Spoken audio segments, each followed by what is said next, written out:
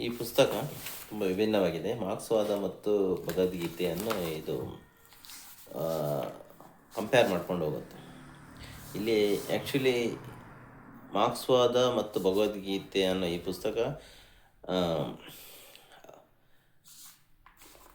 ದಿಲೀಪ್ ಬೋಸ್ ಅವರ ಭಗವದ್ಗೀತೆ ಮತ್ತು ನಮ್ಮ ರಾಷ್ಟ್ರೀಯ ಚಳವಳಿ ಅನ್ನೋ ಒಂದು ಪುಸ್ತಕದ ಮುನ್ನುಡಿಯಾಗಿ ಬರೆಯಲ್ಪಡುತ್ತೆ ಮತ್ತು ಅದರ ವ್ಯಾಪ್ತಿಯನ್ನು ಗಮನಿಸಿ ಅದನ್ನೇ ಒಂದು ಸ್ವತಂತ್ರ ಲೇಖನದಂತೆ ಅದು ಕಂಡುಬರೋದ್ರಿಂದ ಈ ಒಂದು ಪುಸ್ತಕದಲ್ಲಿ ಅದನ್ನು ಮೊದಲನೇ ಭಾಗದಲ್ಲಿ ಮಾರ್ಕ್ಸ್ವಾದ ಮತ್ತು ಭಗವದ್ಗೀತೆಯನ್ನು ಅವರ ಮುನ್ನುಡಿ ಮತ್ತು ಸ್ವತಂತ್ರ ಪ್ರಬಂಧವಾಗಿ ಕೊಡಲ್ಪಟ್ಟಿದೆ. ಮತ್ತು ಅದರ ನಂತರ ಭಗವದ್ಗೀತೆ ಮತ್ತು ರಾಷ್ಟ್ರೀಯ ಚಳವಳಿ ಅನ್ನೋದು ದಿಲೀಪ್ ಬೋಸ್ ಅವ್ರದ್ದು, ಆಮೇಲೆ ಇಂಡಾಲಜಿ ಮತ್ತು ಮಾರ್ಕ್ಸ್ವಾದ ಅನ್ನೋ ಒಂದು ಪ್ರಬಂಧವನ್ನು 3 ಪ್ರಬಂಧಗಳನ್ನು ಒಟ್ಟಿಗೆ ಸಂಕಲಿಸಿ ಈ ಪುಸ್ತಕದಲ್ಲಿ ಕೊಟ್ಟಿದೆ. ಇದು ಮೊದಲನೇದಾಗಿ ಭಗವದ್ಗೀತೆ ಮತ್ತು ಹಿಂದೂ ಸಮಾಜ, ಅದರ ಏರಿಳಿತಗಳು, ಅದನ್ನು ವಿವರಿಸ್ತಾ ಹೋಗುತ್ತೆ. ಅದರಲ್ಲಿ ಹೆಚ್ಚು ಕಡಿಮೆ ಭಗವದ್ಗೀತೆಯ ಆಯುಷ್ಯ ಅಂದರೆ ಭಗವದ್ಗೀತೆ 1500 ವರ್ಷಗಳ ಹಿಂದೆದ್ದು ಅಂತ ನಮ್ಮ ಎಸ್.ಜಿ. ಸರ್ದೇಸಾಯಿ ಅವರು ಹೇಳ್ತಾರೆ.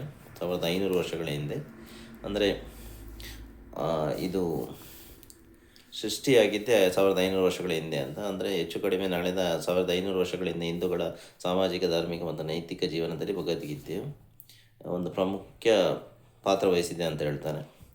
ಎಷ್ಟೋ ಹೆಚ್ಚು ಪ್ರಾಚೀನವಾಗಿದ್ದ ಅನಾದಿ ನಿತ್ಯ ಅಪೌರುಷೀಯ ಎಂದರೆ ಪರಿಗಣಿತವಾಗಿರುವ ವೇದಗಳಿಗಿಂತಲೂ ಅಧಿಕ ಪ್ರಭಾವ ಹಾಗೂ ಪ್ರಭುತ್ವವನ್ನು ಇದು ಗಳಿಸಿದೆ. ಈಗ ಅಂದರೆ ವೇದ ದೇವರಿಂದ ರಚಿಸಲ್ಪಟ್ಟಿತ್ತು ಅನ್ನೋ ಒಂದು ಗೌರವವನ್ನು ನಂತರದಲ್ಲಿ ಭಗವದ್ಗೀತೆ ಭಗವಂತನಿಂದಲೇ ಬೋಧಿಸಲ್ಪಟ್ಟಿತ್ತು ಅನ್ನೋ ಕಾರಣಕ್ಕೆ ಅದು ಪಡೆಯುತ್ತದೆ. ಗೀತೆಯು ಅಧಿಕೃತ ಭಕ್ತರ ಮತ್ತು ಸಮರ್ಥಕರ ನಡುವೆ ಅದರ ಸಂದೇಶದ ಬಗ್ಗೆ ಏಕಾಭಿಪ್ರಾಯವಿಲ್ಲ ಅನ್ನೋದು ಲೇಖಕರ ಒಂದು ಅಭಿಪ್ರಾಯ.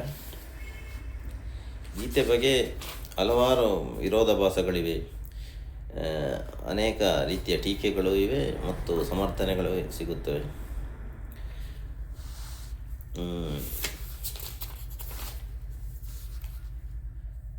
ಒಬ್ಬ ಮೊದಲನೇದಾಗಿ ಟೀಕೆಗಳನ್ನು ಹೇಳ್ತಾ ಹೋದರೆ ಇವರು ಏನು ಹೇಳ್ತಾರೆ ಅಂದರೆ, ಬಡಪಾಯಿ ಅರ್ಜುನ ತನ್ನ ಪ್ರೀತಿಯ ಬಂಧು ಬಾಂಧವರನ್ನು ಯಾವ ಕನಿಕರ ಇಲ್ಲದೆ ಕೊಲೆಗೈಯುವುದೇ ಅವನನ್ನು ನಿರ್ಬಂಧಿಸಿದ ಭಗವಾನ್ ಶ್ರೀಕೃಷ್ಣನ ಹೆಗಲ ಮೇಲೆ ಸಂಪೂರ್ಣ ಹೊಣೆಗಾರಿಕೆಯನ್ನು ಹೊರಿಸಬೇಕು ಅಂತ. ಅಂದರೆ ಅಲ್ಲಿ ಹಿಂಸೆ ಆಗಿದ್ದಕ್ಕೆ ಅವನೇ ಹೊಣೆ ಆಗಬೇಕು.